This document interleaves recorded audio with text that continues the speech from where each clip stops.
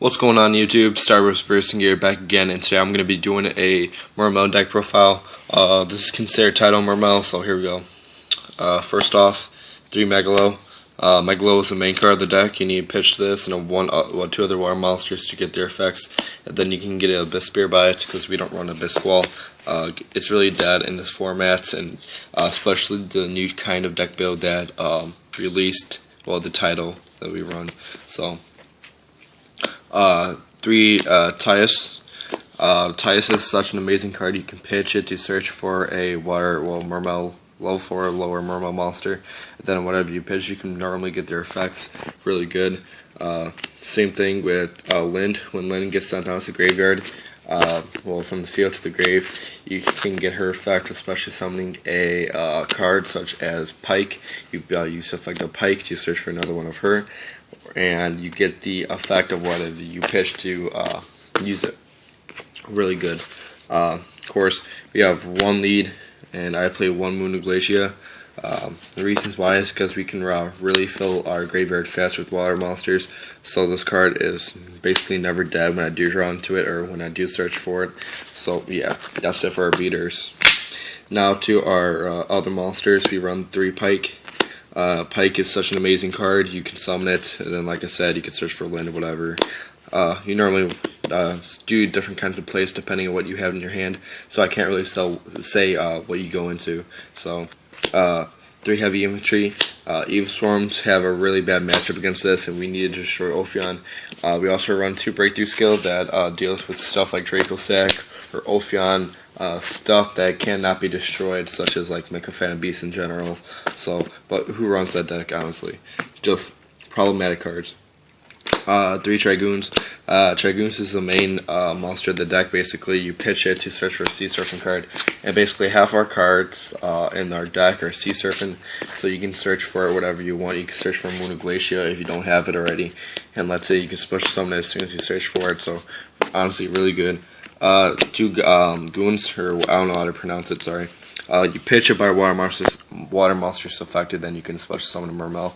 So if you drew lead early on, or you discarded a Megalo by a Megalo's effect or whatever you did, pitch it also, then you can special summon it. Really good. We play 2 Marksman, 2 Destroy set, and then we can special summon it if it inflicts. Special summon a Trigoon if it inflicts bad damage. Then 1 Diva, because Diva's kind of really bad in this format, but we can still make it exceed plays or synchro plays with them. 3 Tidal. Tidal is a really good card in this deck. You can send itself and other water monsters to the grave. You send 1 monster from your deck to the grave.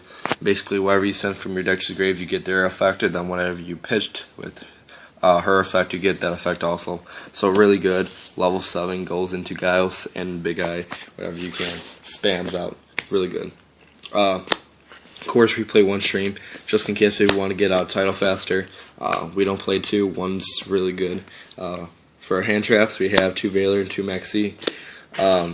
Hand traps are really important in this format, including Maxi. When E-Dragons go off and you drop a Maxi, you get so many pulses off and you basically tell them to stop. Valor is Valor, just negates stuff. Really good against 6 Nams. My friend runs it, so really good. For our, we have 10 spells and traps in total, so we run 1 Salvage, 1 Monster Reborn, 1 Heavy, 1 Dark Hole. Dark Hole's optional. I think I might take it out just because it's really dead most of the times you draw into it, but I also like Dark Hole because against Prophecy, when they go Jowgen or Gaiku, Dark Hole is another out to it if you went through your Pikes. So I think I might keep Dark Hole, but I really hate Dark Hole, so I think I might side it instead. Of course, for our traps, we run 3 Abyss Spear. Abyss Spear is really good. We don't run any MSDs in here, so basically in all other decks, game 1, you set this, and let's say you opened up like a really good play where you can discard like heavy infantry and a whole bunch of stuff just in case if your opponent would like get out something really fast. You just set this card, and if your opponent doesn't know what you're running, you have advantage over your opponent already. So yeah, of course, like I said early on, early on in the video, I also played 2 breakthrough skill, just because Draco Sack, Ophion just negate their effects and just get out the cards you need. I once big-eyed a Draco Sack, and then Draco Sack I used its effect to get over a Ophion. I'll explain that later what happened. So, and then one Compulse. Compulse is Compulse. Sends anything back, but I think I might take out Compulse for a Trencher Tribute just because I like the field clearing and Compulse. It's just anything I don't like, just send it back to the hand. But against certain kinds of matchups, it's really bad. So I think I might take Compulse out for another Trencher or something. Now onto our extras. For extras, we run one Big Eye. Big Eye is Big Eye. I love Big Eye against certain kinds of matchups. If you Big Eye into Big Eye, and then you use their Big Eye into Big Eye something else, then it's pretty much game, because once you do that, they lost so much advantage over the field, and basically once you have like two Big Eyes out, they're going to have to waste a lot of resources to get over it. And once you get out Big Eye like a level 7 against other matchups, I know E-Dragons have pretty much have a comeback to get back, but against other like mirror matches, it's really hard to for them to get over it. And then my favorite card in the deck is Giles. Giles, like I said, well, not like I said, Giles is such an amazing card in this format just because it negates the effects of basically anything in its ranks. So once your opponent will go like Kaigeki, you can just negate or whatever you have to do. I know my opponent went to go Ophion, and I used the effect to negate so they won't search for him in the station, and then I just tagged over it that turn. So really good, and against like other synchro decks, level 5 or higher cannot attack, so really good. One Leviathan, one Gachi, or yeah, sorry, Gachi King Gachi or whatever you want to call it. By the way, my extra deck is not done.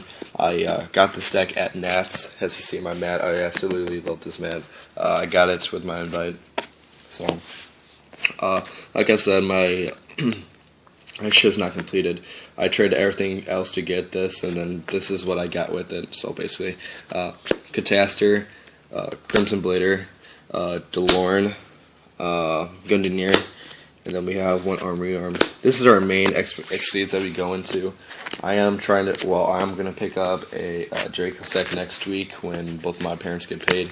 So, yeah. Then for our extra side, we played two Snowman Eaters.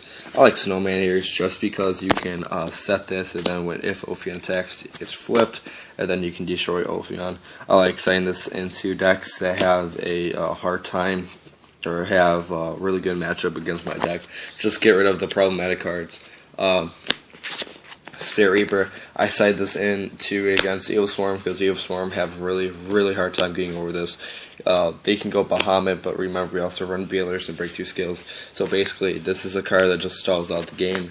One stream, I run against the E-Drag matchup, just because I want my deck to go faster against it, and I want it to go into Big Eye and stuff faster. So one Gaiku, just for decks that hate macro, you attack into it, and then you get the effect of banishing two monsters from the grave. So anything like Evil Swarm, if you want to banish their targets, so their one Evil Swarm, I forgot the name, won't get their effect of banishing it, and then you can get the extra normal summon. I forgot Kirkion, yeah, that's it. Yeah, and stuff that hates really macro. We also played Double Soul Taker. Soul Taker I really like just because you can side this in against almost any matchup, and then with the stuff like Breakthrough Skill, their effects are negated anyway, so problematic cards we just go Soul Taker, and then it's automatically destroyed, and then normally with mermails we normally go off on them, and then we normally stall it out with stuff like Giles. And then our last two cards for siding in, trust me, I don't really have a good side deck. To Prohibition. Prohibition I side in every single time when I know my opponent is playing. I went to go Prohibition, Ophion, and they basically just scooped because I was hitting them with Giles 2 turns in a row, and he drew, and then he scooped because there was nothing he can do. He didn't draw into any MSTs or stuff, and that's why I don't really like MSTs that much, because you always rely on the card. With mermails or anything that doesn't run MST, you don't really have to worry about it because, you know, it does not matter. Mermails are always going to reload themselves back in, and then they're always going to go off on them. And then if I were to put any two cards in here, would probably be 2 MSTs, just because of certain decks like Evil Swarm that plays a lot of back row. You just want to go MST and to attack something else. Or what I'll do is that I'll take out 2 Teas to either put 2 breakthrough skill or not, another breakthrough skill, or 2 road decrees. I really like road decreed in this format just because against like Fire Fist and stuff, when they go road decreed, they're basically done because their decks are too slow and they have to rely on their traps to go with everything.